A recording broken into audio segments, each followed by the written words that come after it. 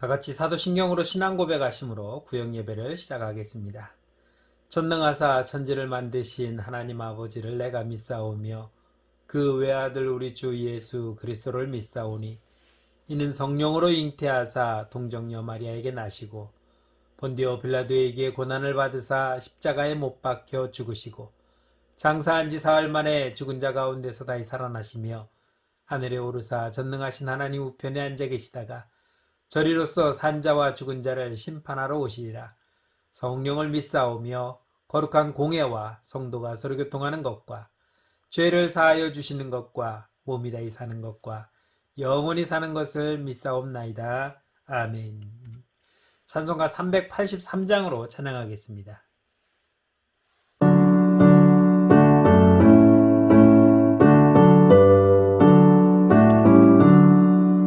눈을 들어 산을 보니 도움 어디서 오나. 전지 지은 주 하나님 나를 도와주시네. 나의 발이 실족 않게 주가 되어 지키며 택한 백성 항상 지켜 길이 보호하시네. 도우시는 하나님이 내게 그늘 되시니 낮의 해와 밤의 달이 너를 상치 않겠네.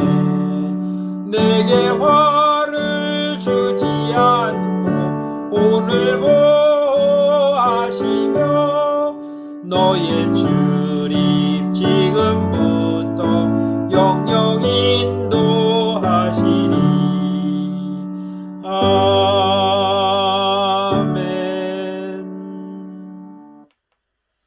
하나님의 말씀은 구약성경 출애굽기 3장 9절부터 14절 말씀입니다. 출애굽기 3장 9절부터 14절 말씀 제가 봉독하도록 하겠습니다. 이제 가라. 이스라엘 자손의 부르짖음이 내게 달하고 애굽 사람이 그들을 괴롭히는 학대도 내가 보았으니 이제 내가 너를 바로에게 보내어 너에게 내 백성 이스라엘 자손을 애굽에서 인도하여 내게 하리라. 모세가 하나님께 아뢰되 내가 누구이기에 바로에게 가며 이스라엘 자손을 애굽에서 인도하여 내리까. 하나님이 이르시되 내가 반드시 너와 함께 있으리라. 내가 그 백성을 애굽에서 인도하여 낸 후에 너희가 이 산에서 하나님을 섬기리니 이것이 내가 너를 보낸 증거니라. 모세가 하나님께 아뢰되 내가 이스라엘 자손에게 가서 이르기를 너희의 조상의 하나님이 나를 너희에게 보내셨다 하면 그들이 내게 묻기를 그의 이름이 무엇이냐 하리니 내가 무엇이라고 그들에게 말하리이까. 하나님이 모세에게 이르시되 나는 스스로 있는 자이니라. 또 이르시되 너는 이스라엘 자손에게 이같이 이르기를 스스로 있는 자가 나를 너희에게 보내셨다 하라. 아멘. 오늘은 지도자 모세에 대해서 함께 본문의 말씀을 통해 하나님의 말씀을 나누고자 합니다. 우리나라 역사는 5,000년 역사 중에서 외부로부터 많은 침략을 받았습니다.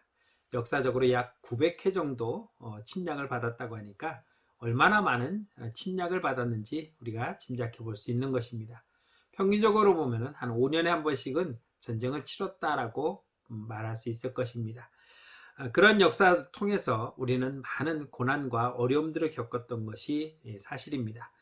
이러한 고난을 이겨낼 수 있었던 것은 또한 그런 고난 가운데서 나라를 지키고자 했던 수많은 영웅들이 있었기 때문입니다. 군인과 민간을 따지지 아니하고 정말 많은 사람들이 최근에는 6.25 때 학도병이나 의병들 그리고 또 독립군들 수많은 나라를 구하고자 하는 수많은 사람들의 목숨과 피와 땀이 이 나라를 지탱해 왔다라고 볼 수 있을 것입니다.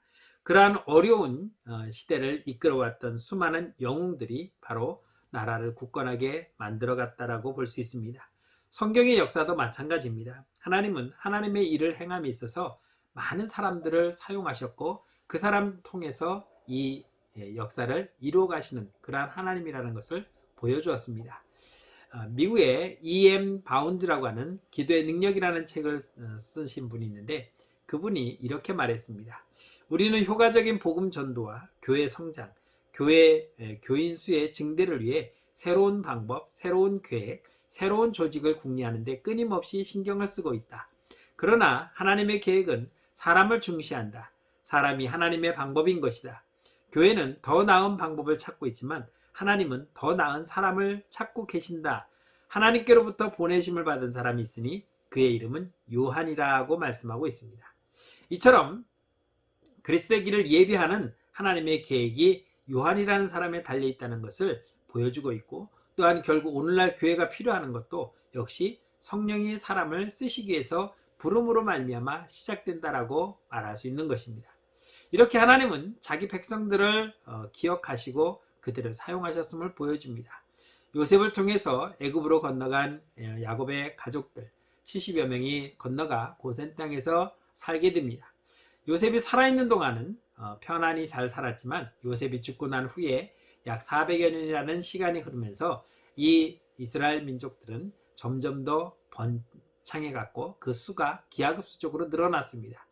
많은 사람들이 늘어나는 가운데 애굽 사람들이 이제 이 야곱의 후손들을 경계하기 시작했고, 또 요셉을 알지 못하는 새로운 왕이 나오면서 그들을 노예로 전락시키고 그들에게 고통을 주기 시작했습니다.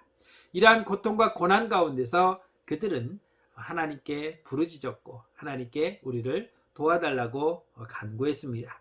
이렇게 탄식하고 계실 때 하나님은 그들을 외면하지 않았습니다.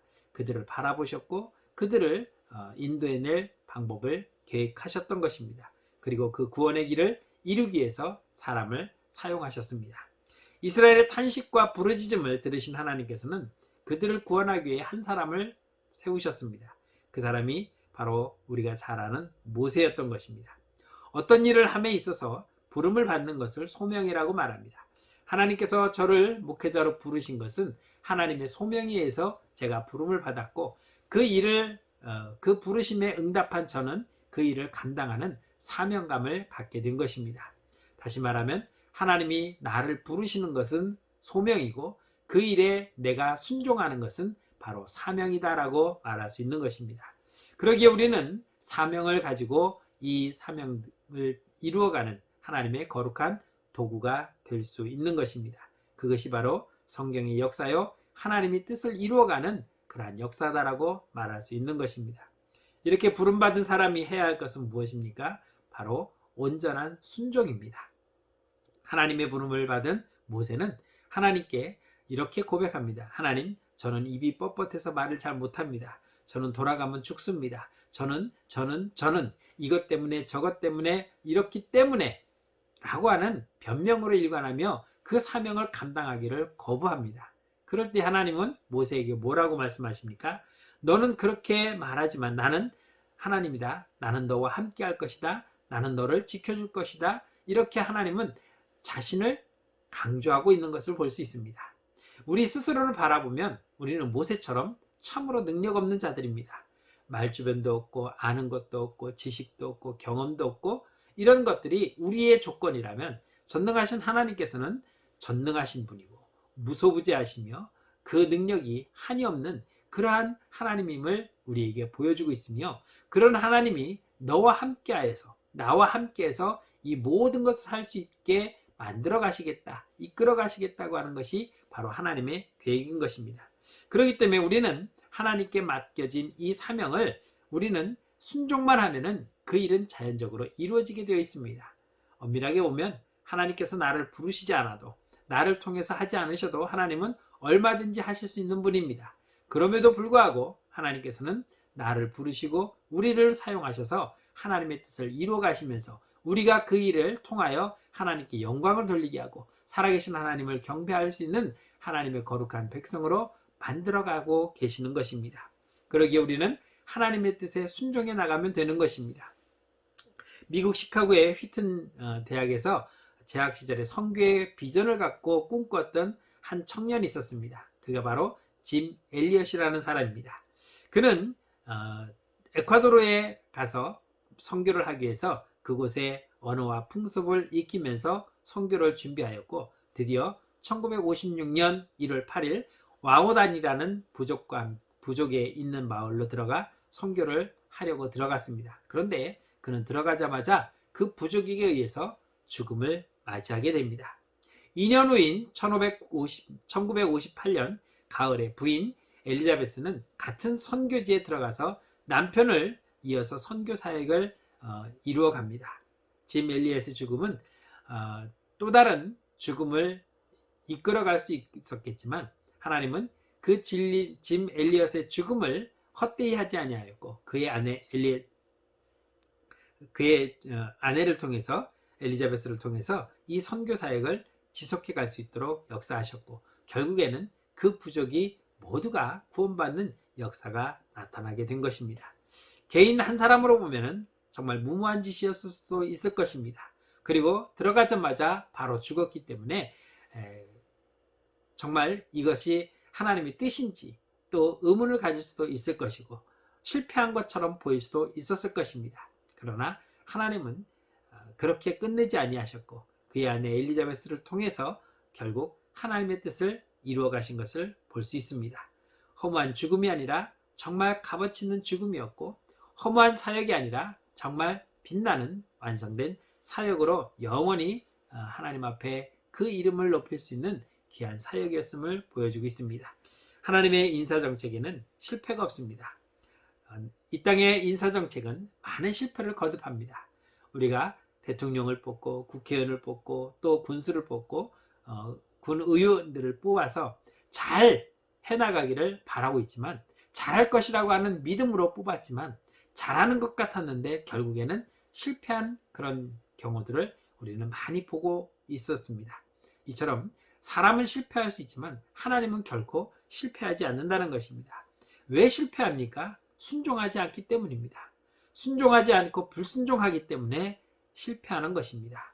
믿음의 선진들을 보면은 많은 사람들이 부름을 받습니다. 그 부름에 즉각적으로 순종한 사람도 있고 모세처럼 자신의 부족함을 항변하며 거부하려고 했던 사람도 있습니다. 그러나 그들이 결과적으로 하나님 말씀에 순종함으로 말미암아 그 일들이 모두가 성공을 이룰 수 있었지만 실패한 경우는 그들이 순종하지 않았기 때문인 것입니다. 사랑하는 성도 여러분, 우리는 하나님께 부름받은 소명받은 하나님의 자녀들입니다. 사역자들입니다. 그렇다면 우리가 해야 할 일은 무엇입니까? 이제 하나님 말씀대로 부름에 순종하여 사명을 감당하는 것입니다. 그 사명의 열매는 바로 우리가 상상할 수 없는 커다란 열매로 나타나게 되는 것입니다. 30배, 60배, 100배의 결실을 맺을 수 있는 이 놀라운 사명을 순종으로 감당해 나가는 저와 여러분들의 삶이 되시기를 주의 이름으로 축원합니다. 기도하겠습니다. 참 좋으신 하나님 은혜를 감사합니다. 죄로 죽었던 우리에게 하나님께서는 부르셔서 귀한 사명을 주셨습니다.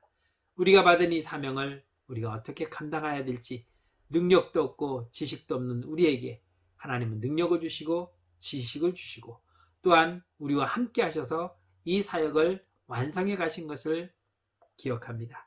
오늘 우리에게 주신 이 직분, 이 사명 우리가 순종으로 잘 감당하여서 하나님의 영광 받으시는 놀라운 결과의 열매를 맺게 하여 주옵소서. 그 누구도 이 사명을 거부하지 않도록 주님 인도하여 주시고 끝까지 순종함으로 나아갈 수 있도록 은혜 내려 주옵소서. 예수님의 이름으로 감사하며 기도드렸습니다. 아멘. 찬송가 323장으로 찬양하겠습니다.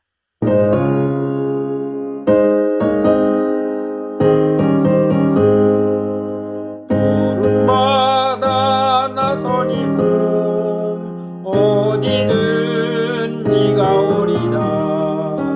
괴로우나 즐거우나 주만 따라가오리니 어느 누가 막으리까 죽음인들 막으리까 어느 누가 막으리까 죽음인들 막으리까 아골골짝 빈들에도 복음 들고 가오리라. 소돔과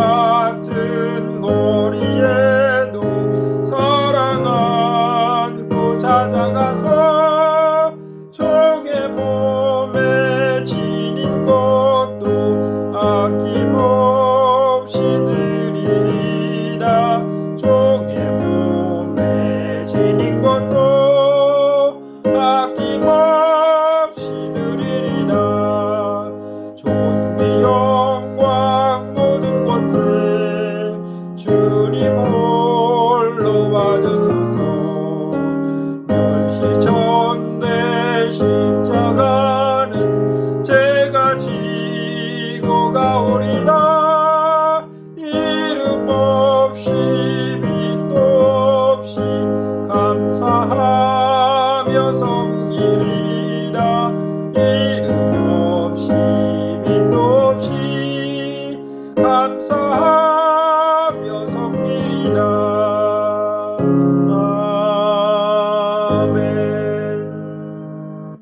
기도하겠습니다.